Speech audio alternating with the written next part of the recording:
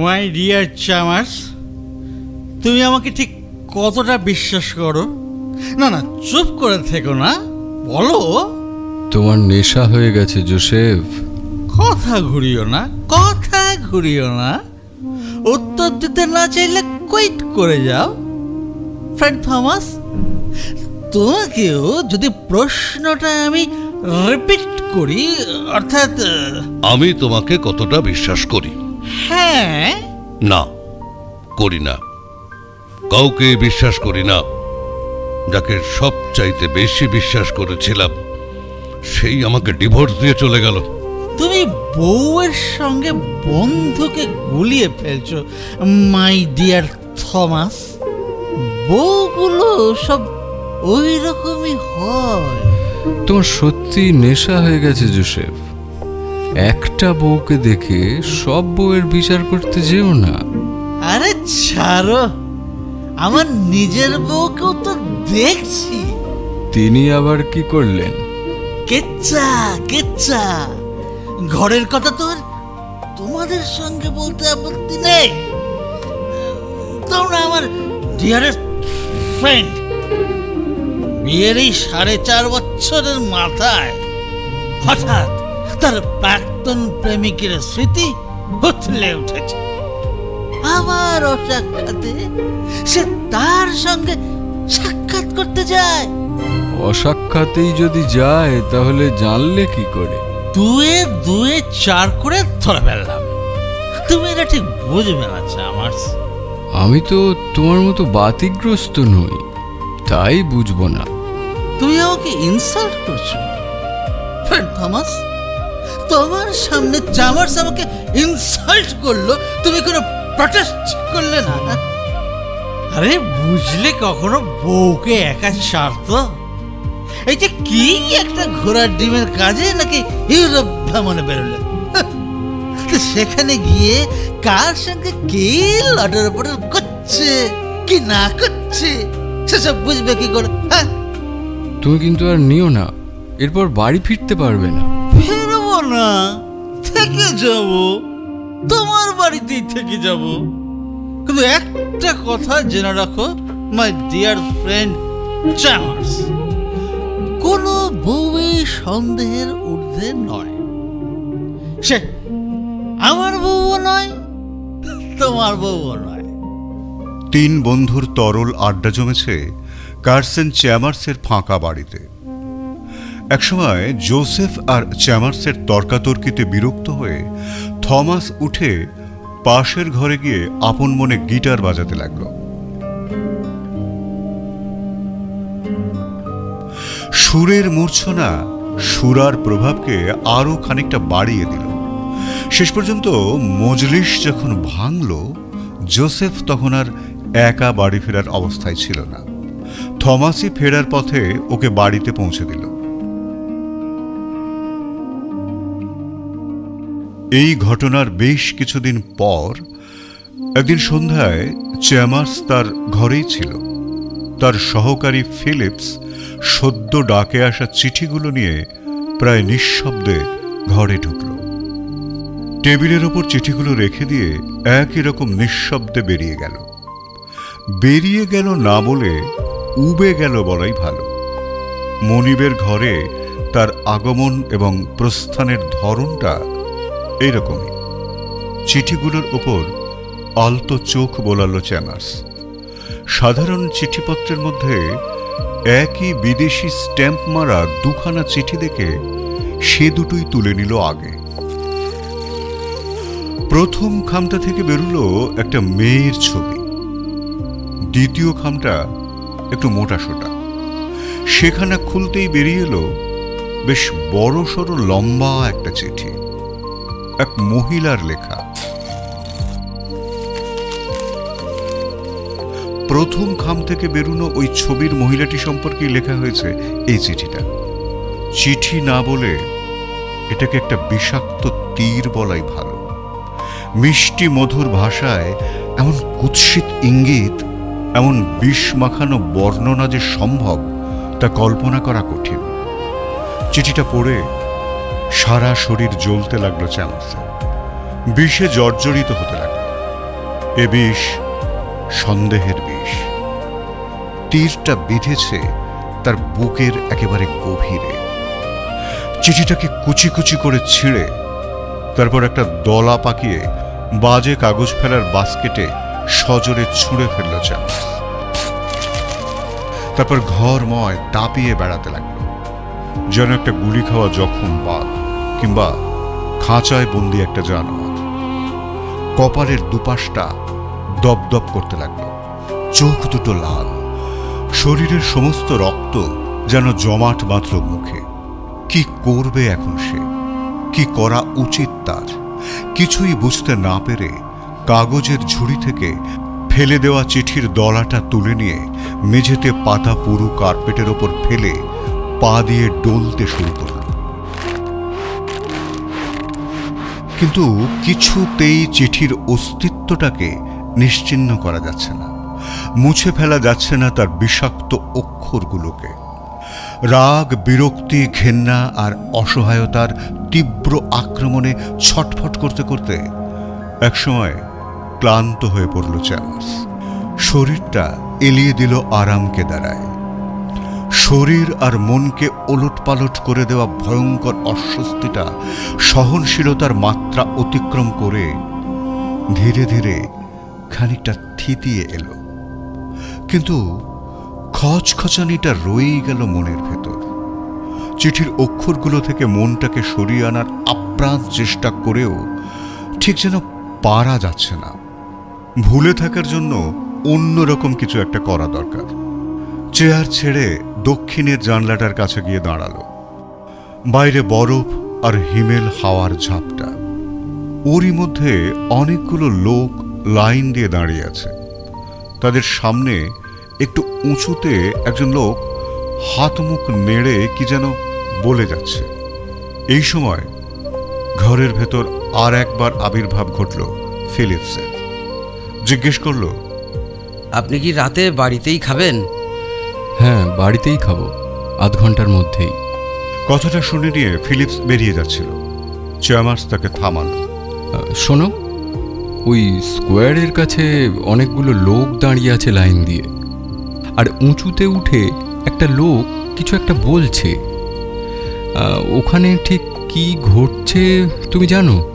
হ্যাঁ, ভিখারিরা লাইনে দাঁড়িয়ে আছে। ওদের ঘরদোর কিছু নেই, টাকা বিলি করা হচ্ছে, সেই টাকায় ওরা রাতের আস্তানার ব্যবস্থা করে নেবে। ফিলিপসের কথা শুনে চ্যামার্স ঠিক করে ফেলল এই মুহূর্তে সে কি করবে। বলল, তুমি এক কাজ করো ফিলিপস, ওদের মধ্যে থেকে একজনকে আমার বাড়িতে ডেকে আন। আজ রাতের খাবারটা আমি তার সঙ্গে বসেই খাবো। ফিলিপস যেন আকাশ থেকে পড়ল। এমন অসম্ভব অবাস্তব কথা জীবনে সে এই প্রথমবার শুনল, এবং এই প্রথমবার মনিবের সামনে সে তোতলালো। কাকে ডেকে আনবো? যাকে তোমার ইচ্ছে, তবে দেখো যেন একটু পরিষ্কার পরিচ্ছন্ন আর ভদ্রস্থ গোছের হয়। ফিলিপস চলে গেল তার দায়িত্ব পালন করতে। কার্সন চ্যামার্স খুব ভালো করেই জানে যে সে আরব্য রজনীর খলিফা নয়, রচয়িতাও নয়। সে শুধু চাইছে উদ্ভট কিছু একটা করে একটু অন্যরকম ভাবে সময়টা কাটাতে, মনের ভেতর সেঁধিয়ে যাওয়া বিষটাকে ভুলে থাকতে। ফিলিপস প্রায় জাদুকরের অবাক করা দক্ষতায় আধ ঘন্টার মধ্যেই সব কাজ সেরে ফেলল। রেস্টুরেন্ট থেকে খাবার দিয়ে গেছে। মৃদু আলোর নিচে খাবার টেবিলের উপর দুজনের জন্য খাবার সাজানো হলো। স্ফটিক স্বচ্ছ কাঁচের গ্লাসে টলটলে জলটাও পরিপাটি, নিখুঁত। ফিলিপস এবার লোকটিকে ঘরের ভেতর নিয়ে এলো, যেন কোনো সম্মাননীয় সম্ভ্রান্ত অতিথিকে পথ দেখিয়ে আনল, অথবা ধরা পড়ে যাওয়া কোনো চোরকে। লোকটির মুখ ভর্তি খোঁচা খোঁচা দাড়ি, অবিন্যস্ত চুল। অবিন্যস্ত উস্কো খুস্কো চুলগুলোকে চিরুনি দিয়ে পোষ মানানো সম্ভব হয়নি। তোবড়ানো গাল। এই ধরনের চেহারার লোকদের চরিত্রহীন বলে মেনে নিতে কোনো অসুবিধা হয় না। পরনে নীল রঙের গলা পর্যন্ত আটকানো কোটটা ছোপ ছোপ ময়লায় কালো হয়ে আছে। ঢোলা প্যান্টটাকে দেখে বোঝার উপায় নেই আসলে তার রংটা এককালে ঠিক কেমন ছিল। কেদাদুরস্ত শৌখিন আসবাবপত্রগুলির সঙ্গে সম্পূর্ণ বেমানান একটা মানুষ, দু চোখে তাড়া খাওয়া কুকুরের অব্যর্থ দৃষ্টি নিয়ে দাঁড়িয়ে আছে। লোকটিকে দেখে চ্যামার্স উঠে দাঁড়ালো। আজ রাতের খাবারটা আমি আপনার সঙ্গে বসে খেতে পারলে খুশি হব। যদি আপনার আপত্তি না থাকে তো। চ্যামার্স হাত দেখিয়ে লোকটিকে বসতে ইঙ্গিত করল। ফিলিপস চেয়ারটা টেনে দিল। লোকটি বসতে বসতে বেশ সপ্রতিভ ভঙ্গিতে বলল, আপনি নিশ্চয়ই আমার নামটা জানতে আগ্রহী হবেন। আমার নাম প্লুসার। আমার নাম চ্যামার্স। ফিলিপস খাবার পরিবেশন করতে শুরু করল। প্লেটটা আর একটু নিজের দিকে টেনে নিয়ে খেতে খেতেই লোকটি কথা বলতে শুরু করল। একেই বলে কপাল, বুঝলেন? ওই ভিড়ের মধ্যে দাঁড়িয়েছিলাম লাইনের একেবারে শেষের দিকে। রাতের আস্তানা জোটাবার টাকা আমার কপালে শেষ পর্যন্ত জুটবে কিনা সেটাই মনে মনে ভাবছি, এমন সময় আপনার লোক গিয়ে আমাকে ডেকে আনলো। সত্যি কথা বলতে কি, আপনার মতো এমন বড় লোকের বাড়িতে বসে একই সঙ্গে এত রকম সুখাদ্য খাওয়া সুযোগ আমার জীবনে এই প্রথম বলতে পারেন। মিস্টার চ্যামার্স, এইবার আপনি আমাকে বলুন, আমার জীবনের করুণ কাহিনীগুলো আপনি ঠিক কখন শুনবেন? মানে এখনই খেতে খেতে শুনবেন, নাকি খাওয়া দাওয়া শেষ করে ওই ব্যালকনিটায় বসে সিগারেট টানতে টানতে বেশ মন দিয়ে শুনবেন? চ্যামার্স বলল, মনে হচ্ছে আজকের মতো ঘটনা আপনার জীবনে এই প্রথম নয়। আজকালকার দিনে এমনি এমনি তো কেউ কারোর জন্য কিছু করে না মিস্টার চ্যামার্স। একটা কথা কি জানেন, এ শহরে কৌতূহল আর দাতব্য একেবারে গা ঘেঁষে ঘেঁষি করে চলে।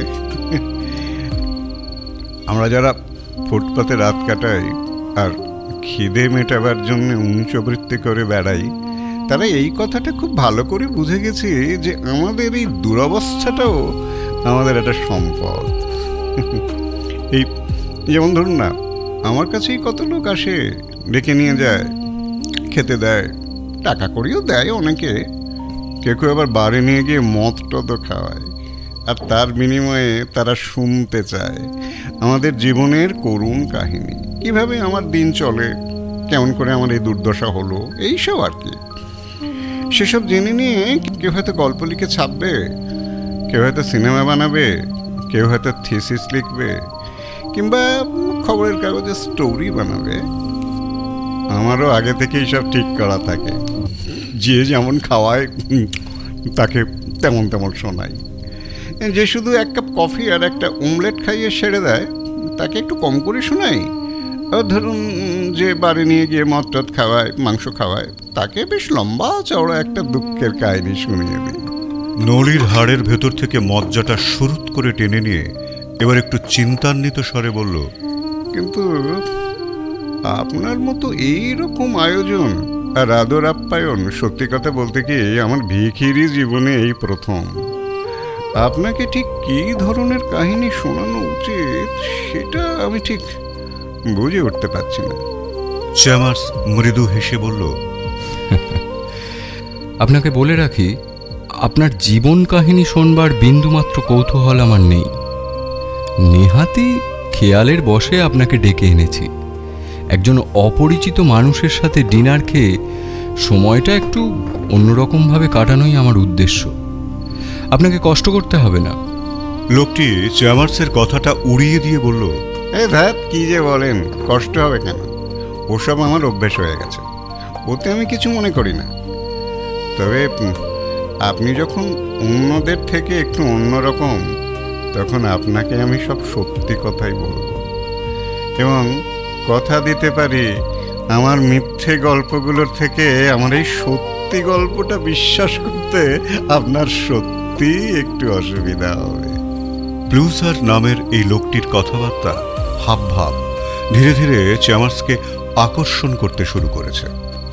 চ্যামার্স জিজ্ঞাসু দৃষ্টিতে প্লুসারের দিকে তাকালো।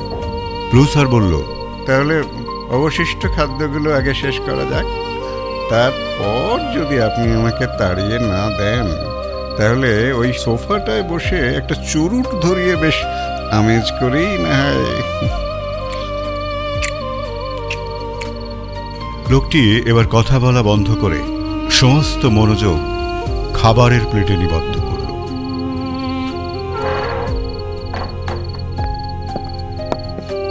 ব্যালকনিতে পাতা এল প্যাটার্নের সোফাটার একটা প্রান্তে চ্যামার্স বসেছে, আর অপর প্রান্তে পথ থেকে ধরে আনা ভিখিরি ব্লুসার। ফিলিপস চুরুটের প্যাকেট, দেশলাই আর রূপোর অ্যাস্ট্রে রেখে চলে গেল। চ্যামার্স চুরুটের প্যাকেটটা ব্লুসারের দিকে এগিয়ে দিল। ব্লুসার চুরুট ধরিয়ে লম্বা একটা টান দিয়ে এক মুখ ধোঁয়া ছেড়ে বলল, আপনি কি শেরার্ড ব্লুসারের নামটা কখনো শুনেছেন? কয়েক মুহূর্ত ভাবতে সময় নিল চ্যামার্স, তারপর বলল, সম্ভবত উনি একজন চিত্রশিল্পী ছিলেন। কয়েক বছর আগেও অনেকের মুখেই শোনা যেত নামটা। 5 বছর আগে আমার শেষ ছবিটা বিক্রি করেছিলাম 50,000 টাকায়। তারপর থেকে বিনি পয়সা এঁকে দেবে বললেও কেউ আমাকে ডাকে না। আমারই নাম শেরার্ড ব্লুসার। চ্যামার্স বেশ অবাক হয়ে কিছুক্ষণ তার সামনে বসা লোকটির দিকে তাকিয়ে রইল, তারপর বলল, এমনটা হবার কারণ?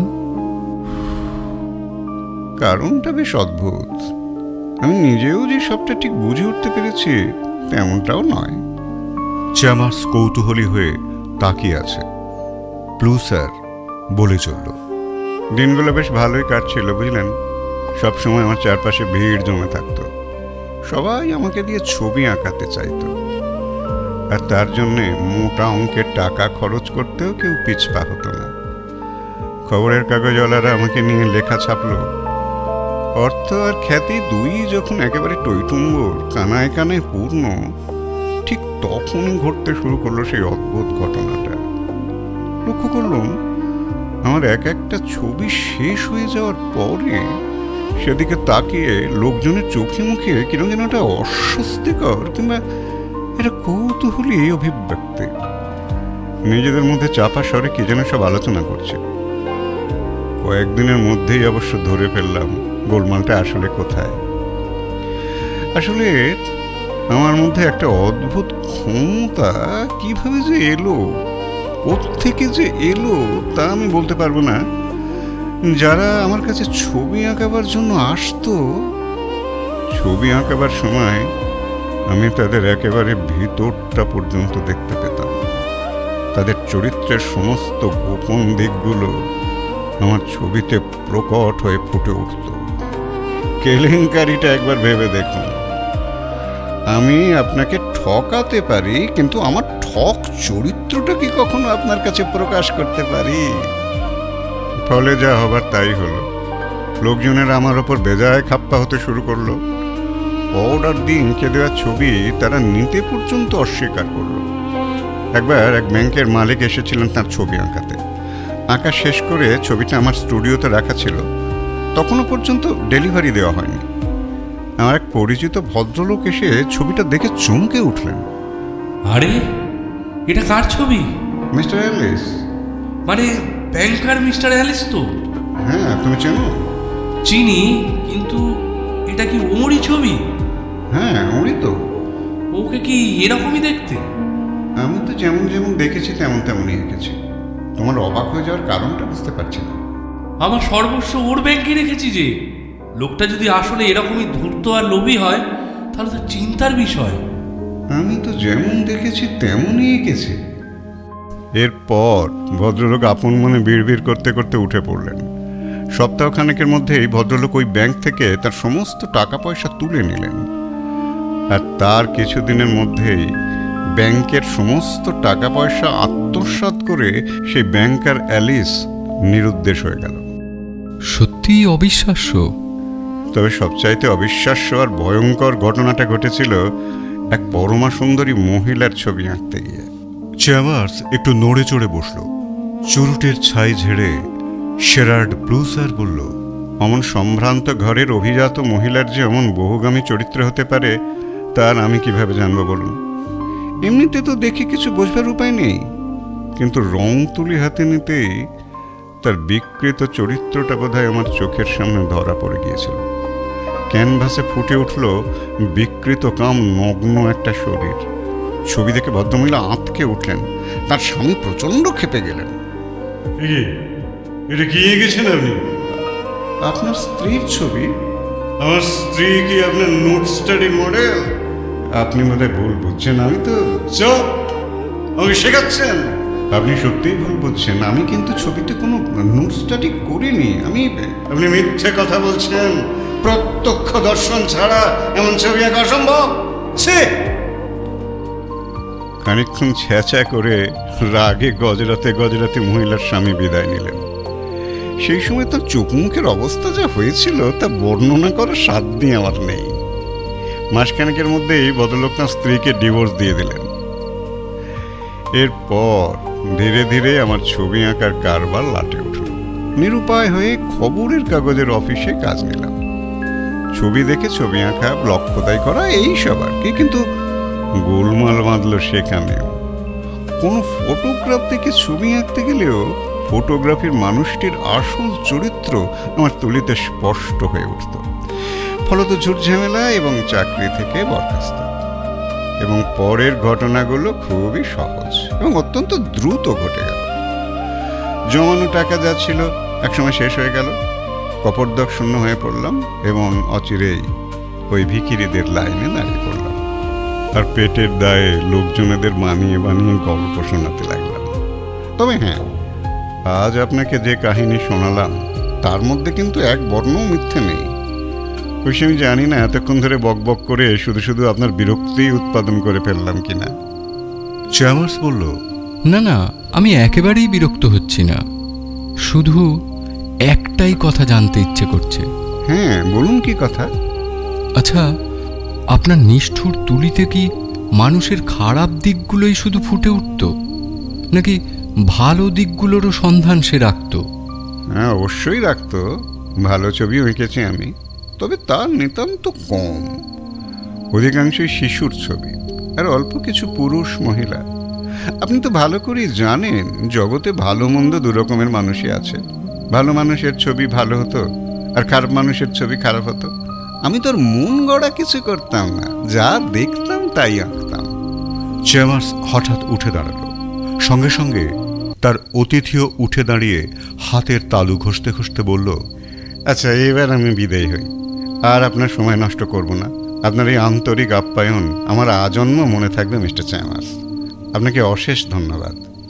চ্যামার্স গম্ভীর স্বরে বলল, যাওয়ার আগে একটা কাজ করে দিয়ে যেতে হবে। অবশ্যই তার জন্য আমি আপনাকে পারিশ্রমিক দেব। আপনার কোনো কাজে লাগতে পারলে আমি নিজেকে গর্বিতই মনে করবো মিস্টার চ্যামার্স। বলুন কি করতে হবে? চ্যামার্স আজকের ডাকে আসা ছবির খামটা থেকে ছবিটা বার করে প্রুসারের দিকে এগিয়ে দিল। প্রুসার সেটা হাতে নিয়ে বলল, এ তো দেখছি একটি মহিলার ছবি। হ্যাঁ, এই ফটোগ্রাফটা দেখে আপনি একটা ছবি আঁকুন। রং তুলি কি লাগবে বলুন, আমি আনিয়ে দিচ্ছি। শেরার্ড প্রুসারের চোখ দুটো মুহূর্তে উজ্জ্বল হয়ে উঠল। বলল, তার কোনো দরকার নেই মিস্টার চ্যামার্স। ব্যবসা লাঠি উঠলেও তুলিটা এখনো বয়ে বেড়াচ্ছে। কিছুক্ষণের মধ্যেই চ্যামার্সের অদ্ভুত অতিথি শেরার্ড ব্লুসার রং তুলি আর ফটোগ্রাফের মধ্যে সম্পূর্ণ মগ্ন হয়ে পড়ল। প্রায় ঘণ্টাখানেকের পর আঁকা শেষ করে লোকটি উঠে দাঁড়াল।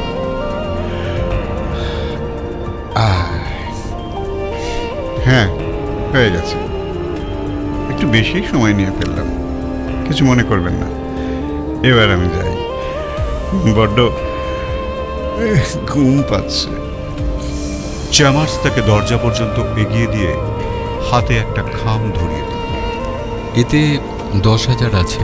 ব্লুসার তার হলদেটে দাঁত বার করে এক গাল হেসে বলল, আপনাকে অসংখ্য ধন্যবাদ মিস্টার চ্যামার্স। আজ রাতের জন্য একটা সুসজ্জিত ঘর আর দুধ সাদা বিছানা আমার কপালে নাচছে। শুধু একটাই প্রার্থনা, সকালে উঠে যেন সবটাই স্বপ্ন হয়ে না যায়। আরও কয়েকবার কৃতজ্ঞতা প্রকাশ করে আর ধন্যবাদ জানিয়ে লোকটি রাস্তায় নেমে গেল। চ্যামার্স তার ঘরে ফিরে এলো। সন্ধ্যের ডাকে আসা ফটোগ্রাফ থেকে শেরার্ড ব্লুসার নামক এক অলৌকিক শিল্পীর আঁকা ছবিটা টেবিলের ওপর পড়ে আছে। ছবিটার দিকে এগোতে গিয়েও থমকে দাঁড়ালো চ্যামার্স। কি এক অজানা আশঙ্কায় ভিতরে ভিতরে শিউরে উঠল। ফটোগ্রাফের মেয়েটি সম্পর্কে লেখা ওই বিষাক্ত চিঠির কথাগুলো যদি সত্যি হয়, তাহলে ব্লুসারের আঁকা ছবিতে তা প্রকট হয়ে ফুটে ওঠার কথা। আর যদি তা না হয়, তাহলে যন্ত্রণার অবসান। ভীষণ ইচ্ছে করছে ছবিটা তুলে নিয়ে চোখের সামনে মেলে ধরতে, কিন্তু পারছে না, এগোতেই পারছে না ছবিটার দিকে। অদ্ভুত এক ভয় যেন চ্যামার্সের সঙ্গে ছবিটার একটা দূরত্ব রচনা করে রেখেছে, যে দূরত্ব অতিক্রম করার সাধ্য তার নেই। বার দুয়েক চেষ্টা করেও ব্যর্থ হল। মুহূর্তের জন্য একবার জোসেফ আর থমাসের মুখটা মনে পড়ল। শেষে অস্থিরভাবে পায়চারি শুরু করলো চ্যামার্স। বারে বারেই চোখ চলে যাচ্ছে ছবিটার দিকে। নিরুপায় হয়ে শেষ পর্যন্ত ফিলিপসকে ডাকল। ফিলিপস, বলুন স্যার। আমাদের এই বিল্ডিংয়েই একজন অল্প বয়সী আর্টিস্ট থাকেন, তার নাম রায়ান ম্যান। চিনি স্যার। তিনি কোন ঘরে থাকেন তুমি জানো? আমাদের ঠিক ওপরের তলাতেই। তাহলে এখনই গিয়ে তাকে একবার ডেকে আনো। বলবে আমি বিশেষভাবে তাকে অনুরোধ করেছি। কিছুক্ষণের মধ্যেই সেই অল্প বয়সী চিত্রশিল্পী চ্যামার্সের ঘরে হাজির হল। আসুন আসুন মিস্টার রায়ান ম্যান, একটি বিশেষ প্রয়োজনে আমি আপনাকে ডাকিয়ে এনেছি। মনের ভেতরের ছটফটানিটা যথাসম্ভব চেপে রেখে চ্যামার্স বলল, ওই টেবিলের ওপর প্যাস্টেলে আঁকা একটা ছবি আছে। ছবিটা সম্পর্কে আমি আপনার মতামত জানতে খুবই আগ্রহী। রায়ান ম্যান টেবিল থেকে ছবিটা তুলে নিয়ে দু হাতে ধরে অবাক দৃষ্টিতে তাকিয়ে রইল। চ্যামার্স উল্টো দিকে মুখ ঘুরিয়ে নিল। বেশ খানিকক্ষণ পর রায়ান ম্যান মন্তব্য করল, অসম্ভব পাকা হাতের কাজ। পেস্টেলে আঁকা এত ভালো ছবি আমি খুব কমই দেখেছি। এই কোনো এলেবেলে শিল্পীর কাজ নয়। চ্যামার্স শুকনো গলায় একটু যেন কাঁপা স্বরে বলল, ছবিটার বিষয়বস্তু সম্পর্কে কোনো মন্তব্য? মানে ছবির ওই মহিলাটি সম্পর্কে? হ্যাঁ, আমি সেটাই বলতে যাচ্ছিলাম। এই মুখ কার? চ্যামার্স নিস্তেজ গলায় অস্ফুট শব্দে জিজ্ঞেস করল, কেন? এ মুখ এত পবিত্র, মনে হয় যেন দেবী দর্শন করছি। এ ছবি কার? মুহূর্তের মধ্যে চ্যামার্স রায়ান ম্যানের হাত থেকে ছিনিয়ে নিল ছবিটা। তারপর দু হাতে মেলে ধরল নিজের চোখের সামনে।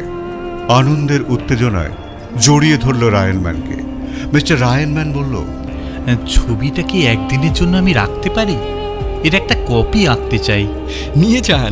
নিয়ে যান ছবি, আঁকুন আপনি, বেশ বড় করে আঁকুন। খরচের জন্য ভাববেন না, সেভার আমার। মিস্টার রায়ান ম্যান কৌতূহল চেপে রাখতে না পেরে বলেই ফেললেন, জানতে খুব ইচ্ছে করছে কার মুখের ছবি এটা। উচ্ছ্বসিত হয়ে চ্যামার্স বলল, আমার স্ত্রীর ছবি। একটি বিশেষ কাজে তিনি এখন ইউরোপে আছেন।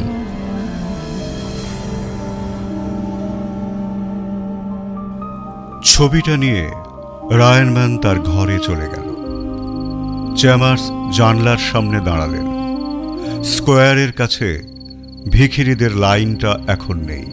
খানিক আগে ওখান থেকেই নিঃস্ব হয়ে যাওয়া এক অলৌকিক শিল্পী এসে তাকে যেন একটা নতুন জীবন দিয়ে গেল। সন্দেহের বিষে জর্জরিত শরীরে অমৃত স্পর্শ দিয়ে গেল। চ্যামার্সের ঠিক ওপরের তলায় নিজের ঘরের নির্জনে বসে আর এক নবীন শিল্পী সারা রাত জেগে সত্যদ্রষ্টা প্লুসারের ছবিটা থেকে নিজের জীবনের শ্রেষ্ঠ ছবিটা এঁকে ফেলল। সকালে সে ছবি দেখে মুগ্ধ হয়ে গেল চ্যামার্স। ছবিখানা ঘরের দেওয়ালে টাঙিয়ে ফিলিপসকে ডাকলেন। ফিলিপস তার সামনে এসে দাঁড়ালো।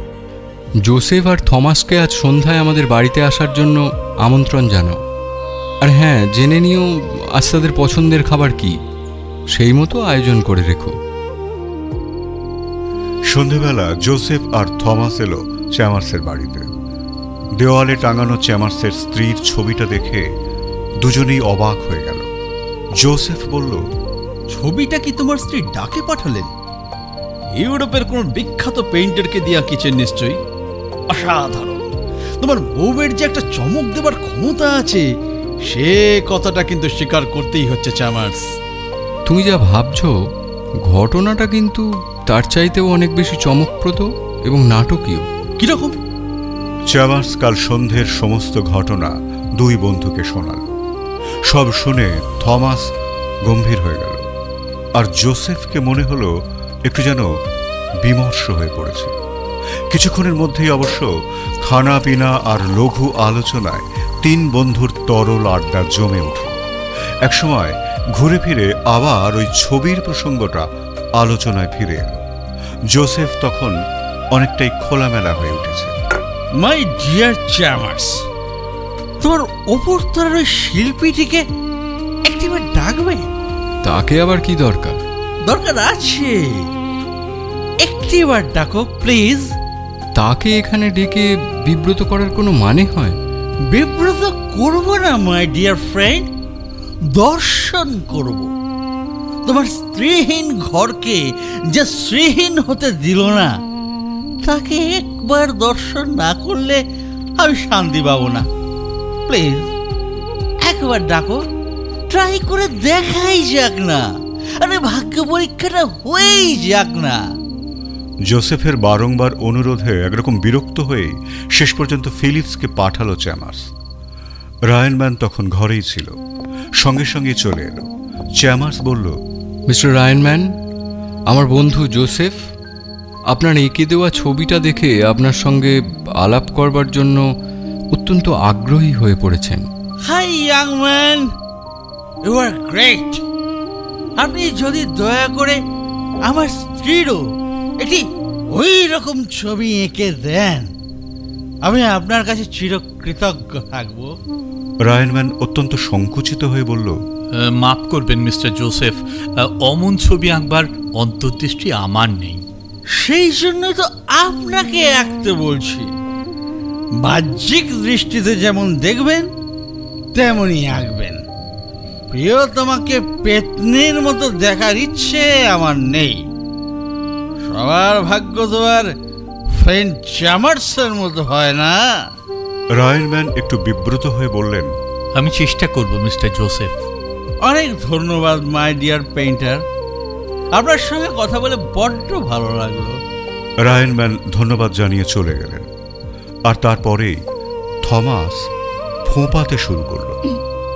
চ্যামার্স জানে নেশা হয়ে গেলে থমাস গম্ভীর হয়ে যায়, অথবা কাঁদতে শুরু করে, না হলে গিটার বাজায়।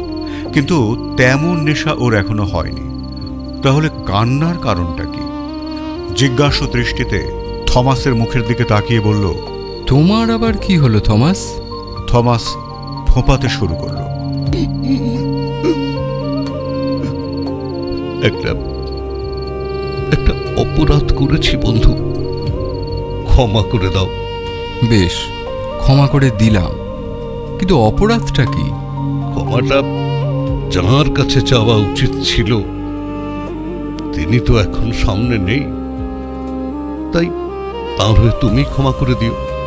জোসেফ হাতের গ্লাসটা নামিয়ে অত্যন্ত বিরক্ত হয়ে বলল, আরে প্যান প্যানানি ছাড়ো, কি করেছ পরিষ্কার করে বলো, শুনে দেখি ক্ষমা করা যায় কিনা। কনফেস করো। খানিকক্ষণ চুপ করে থেকে থমাস যেটা বলল সেটা শুনে জোসেফেরও নেশা কেটে গেল, চোয়াল ঝুলে পড়ল। থমাস বলল, গতকাল সন্ধ্যার ডাকে যে চিঠিটা পেয়েছিলে সেটা আমারই কীর্তি। What nonsense! কি বলছো তুমি?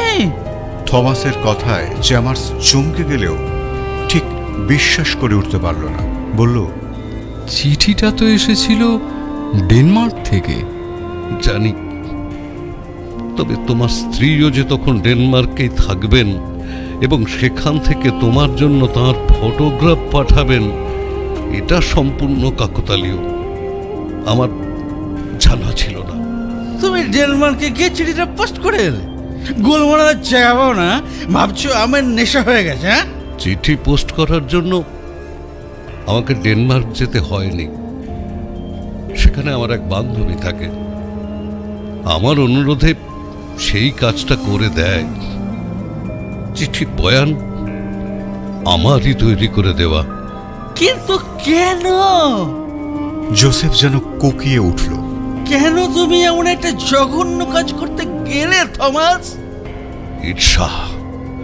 ঈর্ষার বশে নিজের স্ত্রীর প্রতি চ্যামাসের অমন অগাধ বিশ্বাস দেখে ওর মনে সন্দেহের বিষ ঢোকাতে চেয়েছিলাম। কিন্তু দেওয়ালে টাঙানো এই ছবিটা দেখার পর থেকেই আমার ভেতরে একটা অস্বস্তি হতে শুরু করেছে। দেবতার মতো পবিত্র একটা মেয়ের সম্পর্কে ওই কুৎসিত শব্দগুলো আমি রচনা করেছি। আমি নিজেই নিজেকে ক্ষমা করতে পারছি না চ্যামাস। দয়া করে কিছু একটা করো, আমাকে আমাকে ঘাড় ধাক্কা দিয়ে কুকুরের মতো বাড়ি থেকে বার করে দাও থমাস। থমাস চ্যামার্সের হাত দুটো ধরে সজোরে ঝাঁকাতে লাগলো। চ্যামার্স তার হাত ছাড়িয়ে নিয়ে স্থির দৃষ্টিতে তার দিকে তাকিয়ে রইল। তারপর হঠাৎই দুহাতে থমাসকে সপাটে নিজের বুকের কাছে টেনে নিয়ে বলল, থমাস, ওই কুৎসিত শব্দগুলো তুমি রচনা করেছিলে বলেই না অমন একটা সুন্দর ছবি আমি উপহার পেলাম। তোমার কুৎসিত রচনা আমার কাছে সুন্দর হয়ে ধরা দিল। আফটার অল আমরা বন্ধু। এসো, আজ সন্ধ্যাটা আমরা বন্ধুত্বের উদযাপন করি। জোসেফ একটা ফাঁকা গ্লাস শূন্যে তুলে ধরে সোল্লাসে চেঁচিয়ে উঠল, চিয়ার্স!